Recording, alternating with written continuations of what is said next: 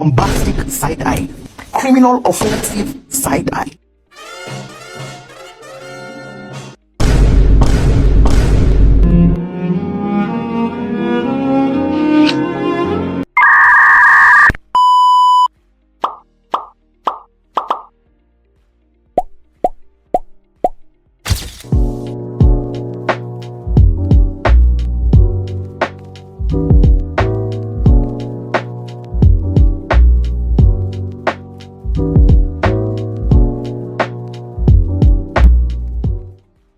Assalamualaikum warahmatullahi wabarakatuh. Saya Nova dari kelas 12 TKJ 2 ingin mewawancarai alumni TKJ yang sekarang sudah bekerja.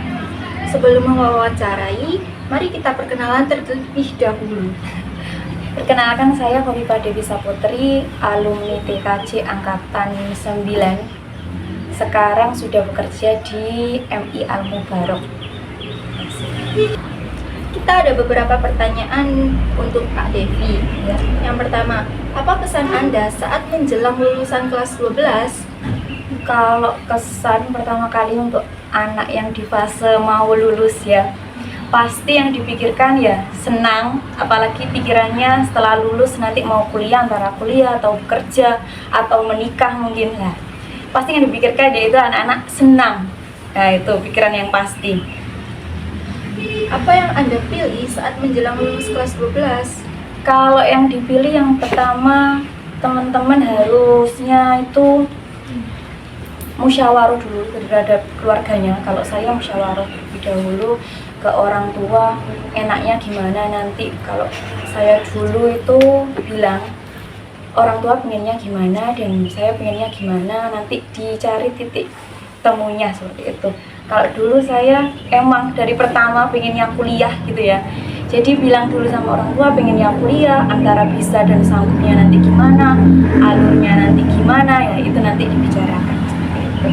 Isikan perjalanan Anda hingga memperoleh pekerjaan atau kuliah saat itu.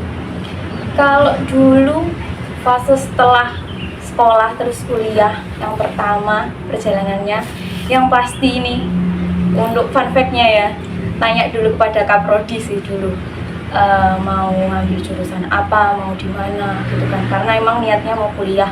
Setelah dikasih solusi mungkin dulu itu, terus saya bicara sama orang tua, kalau dari Kaprodi pengennya seperti ini Bu gitu kan, inginnya masuk ke jurusan guru gitu, jadi ambil yang jurusan guru, ambil univ yang sekiranya bisa dijangkau tapi nggak dekat juga dengan orang tua gitu kan, karena emang kalau Pak Edi itu nomor 1 harus mandiri gitu. Ya, jadinya cari univ yang emang bisa membuat kita itu mandiri gitu loh.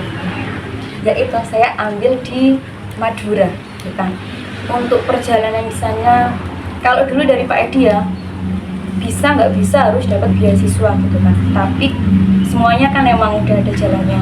Kalau saya dulu semester awal nggak dapat beasiswa, masuk udah daftar, semester awal nggak dapat beasiswa, semester 2 ada namanya beasiswa usulan. Nah itu perjalanannya banyak, sampai bilang curhat sama Pak Edi, alhamdulillah banget dapat beasiswa di sana. Lalu kalau milih di Unijoyo, kalau teman-teman sekarang nyebutnya UTM ya, dulu itu kata Pak Edi, Unijoyo itu masih yang religinya masih hampir setiap hari Kamis tuh masih ada sholawatan, kayak ya seperti universitas Islam gitu loh. Jadi saya milih di sana.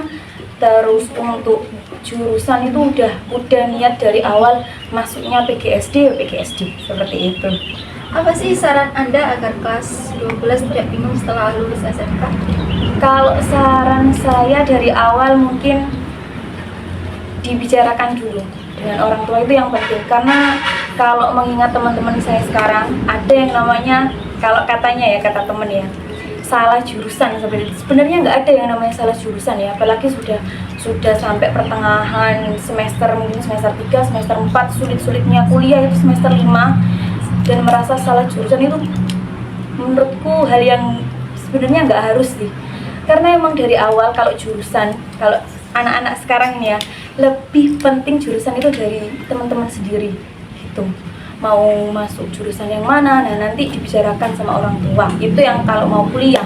Kalau yang nggak bisa kuliah dan memang benar-benar orang tua nggak bisa, nggak harus memaksakan kehendak teman-teman.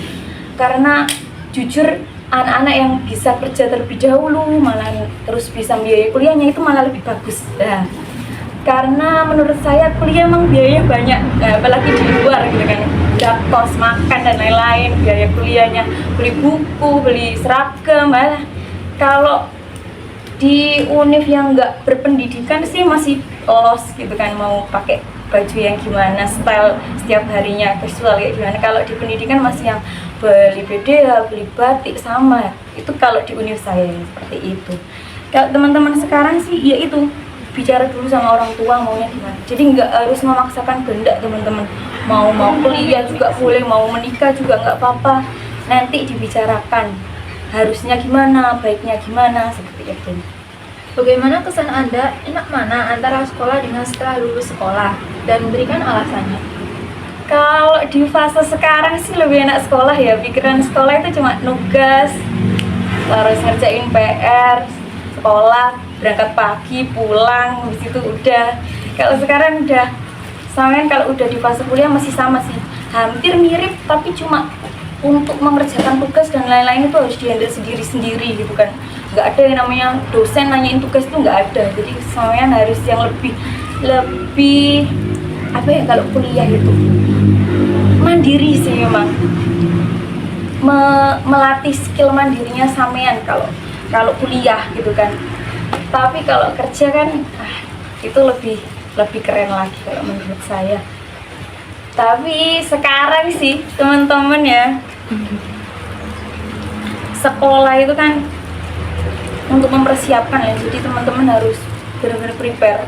Sekarang dunia kerja, dunia kuliah juga banyak persaingannya. Kuliah juga nggak sekarang jangan yang ambil kuliah di sini jauh enak, kuliahnya bagus, nggak. Sekarang harus menyesuaikan dirinya sampean sama kebutuhan orang tuanya sampean gimana. Terima kasih sudah meluangkan waktu untuk menjawab wawancara ini.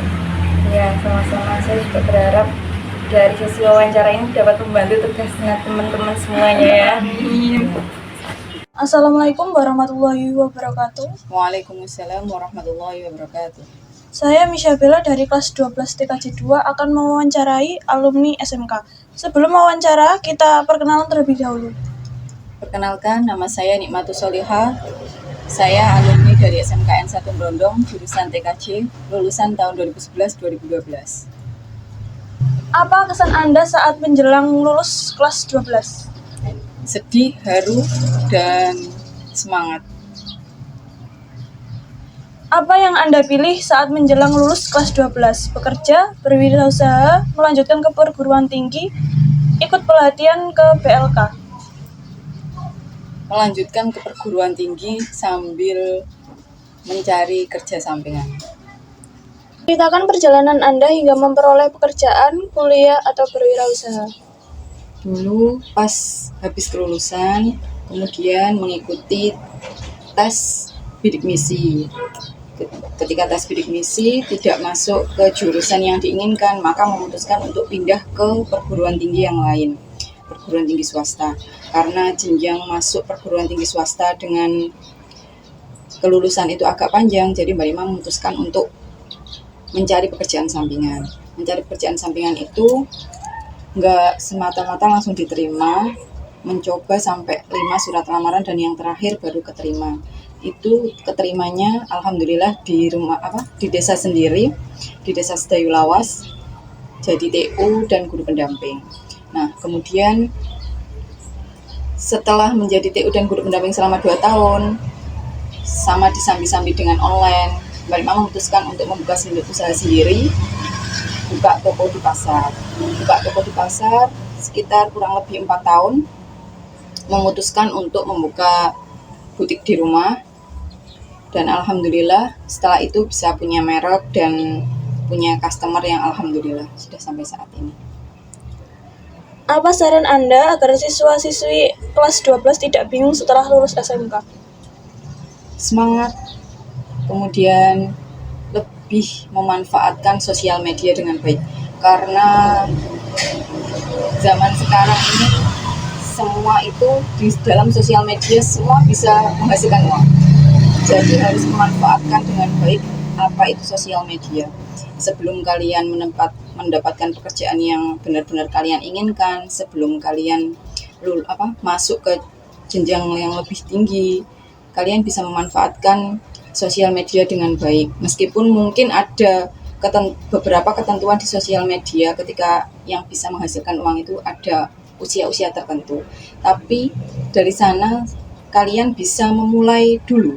Karena kita kan kalau dari sosial media itu membangun image itu nggak cepat. Jadi mulai dari sana disambi-sambi, jadi bisa punya banyak penghasilan gitu loh deh.